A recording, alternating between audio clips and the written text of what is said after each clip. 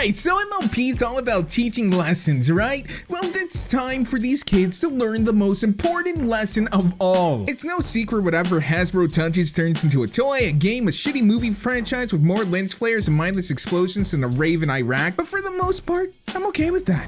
I'm a fucking weeb. I have to be okay with that. It'd be hypocritical not to be. Anime is literally just a 22-minute commercial for all kinds of degenerate merch. What, you think making shows is actually profitable? Hasbro's just a little bit more direct about it. Literally putting whatever toy they're trying to sell you in the show. And then sometimes not. Open up your wallet. You know? It wouldn't have made the movie any worse, let's be honest. But my relationship with Hasbro is like a relationship with R. Kelly.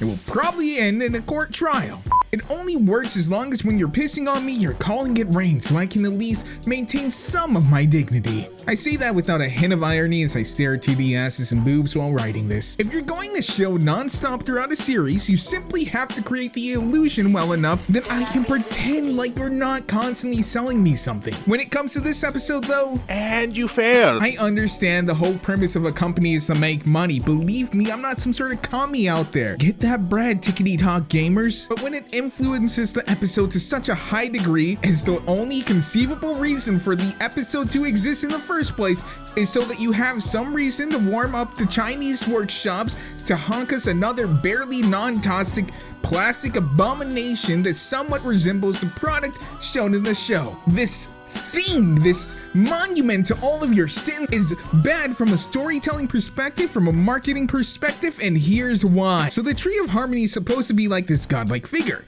and much like the last one, you ruined it by letting it get BTFO'd by a light fucking breeze. But I was okay with that. I really was. The entire premise of this episode was about not relying on others to do your work for you, even though it's exactly what happened in the end. So it makes sense. The crutches the main six have always relied on were being removed. They no longer had a kill everything in the room button like you use the Soldier 76 on. Instead, they actually had to pull themselves up on their bootstraps and protect their homes themselves, which is probably why Canterlot is surrounded by walls now. Make Equestria great again. However, you blew any semblance of that by having the tree come back the very next episode. You didn't even wait. You couldn't wait. You had to sell those toys as quickly as possible. As soon as the tree was destroyed, you just saw green. You knew you could just go ahead and turn that right into another toy. First of all, apparently the tree never actually died in the world, since it still has time to Freddy Cougar kids, which I'm starting to think is on purpose. Like, these trees really do like psychologically torturing little kids. $20 says at least one of them gets addicted to heroin and the other one becomes a prostitute.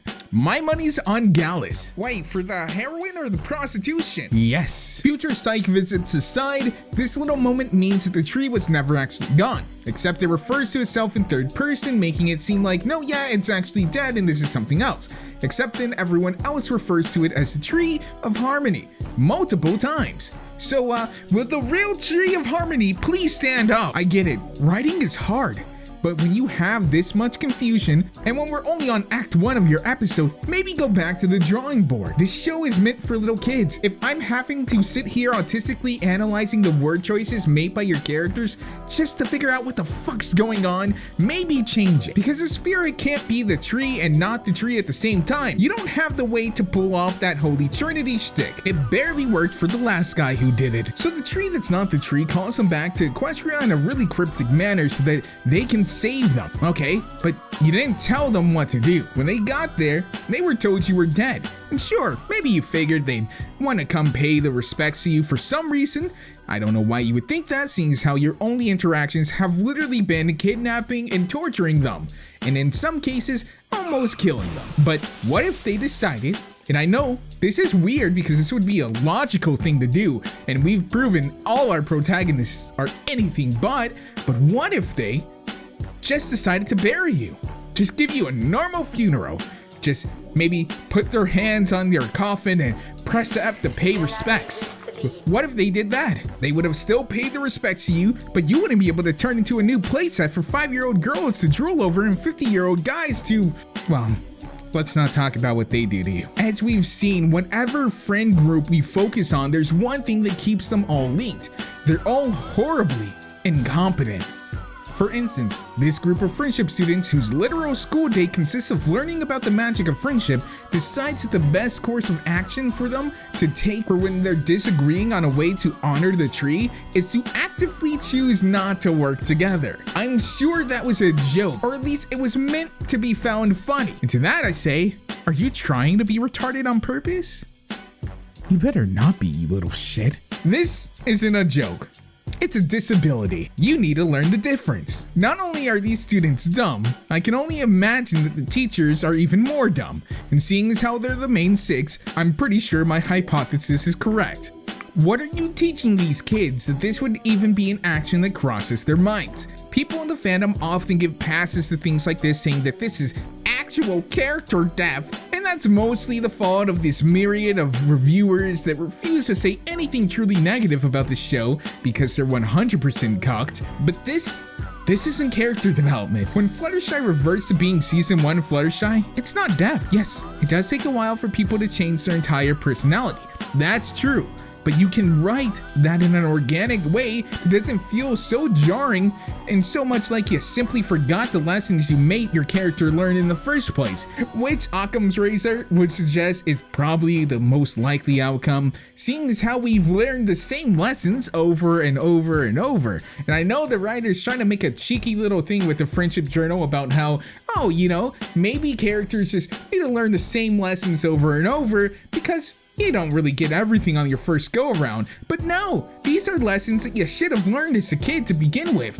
I don't care. You have jobs. You may be autistic courses, but you're at least functionally autistic, which means you have no excuse for being this socially and just traditionally inept. And I'm not saying a character can't relapse either. Of course they can. And in some instances they should. They should break down, they should have second thoughts, and they should be emotionally distraught because those are all human emotions. An alcoholic isn't cured in a year, and a suicidal person doesn't stop wanting to commit an hero because you said some kind words to them. But when we're talking about these specific instances of these friendship students, it's like someone learning how to solve an equation and when being met with the problem, actively choosing not to use said equation to solve it. I would accept that for Sandbar because he's a horse. And as we have learned, dirty mud ponies are dumb and they don't deserve the same rights. But even that being said, I don't even know. The levels of mental degeneracy that this character displays is legendary. The only higher education he could attain would be at a school of friendship. I don't even think his character started off like this. But as time has gone, he's become progressively worse and worse, to the point that his stupidity isn't comic relief, but more of a distraction and something rather annoying. You spend more time pondering how someone could actually be this mentally handicapped and still be in general courses. What does that say about the rest of our student 6? What does that say about our main 6 who are the ones who teach this special ed class? He's the type of person to drown in rain. And I'm not talking about heavy rain style. I mean because he's sitting there looking up at the sky with his mouth open. Overall, I give this a 7 out of 44. The character development has taken a huge step back except for Yona. Why the fuck can I say that? The character development has taken a huge step back except for Yona, who's just gotten, I guess, progressively wiser. Just complete change of the character type, a full 180, I guess, because they realized the parallels to the Yaks were to like Middle Eastern societies, and in 2019 we can't have an accurate portrayal of what the Middle East is like. No, that would be racist of you, because we know the Middle East is the most progressive and wise culture ever to exist. I'll stop now. I'm probably already demonetized, but it's just completely out of left field. It doesn't make sense. And even the characters realize that, wow, we're being taught something by a yak, which, holy shit, Hasbro, I mean, that's still pretty racist. If you guys enjoyed this episode, well, you're objectively wrong. Of course you're not. But you can let me know why you liked it down in the comments below. I really want to know, are you guys going to go buy this new playset that's going to come out? Let's be honest. It probably came out before the season started. I don't keep up with the toys because they're just, well, one, because I'm not 7, so I don't buy them. Instead, I buy, you know, $100 anime figures to put in a curio cabinet and to never move. As always, I've been Faith or Moliminous. I hope you guys love this video. I like your faces toy. Wait, shit. As always, I've been Faith Moliminous. I love your faces, so I hope you at least like my video. And I will see you guys in the next one. Click subscribe to boost my internet ego. And I will see you guys in the next one. Peace the fuck out.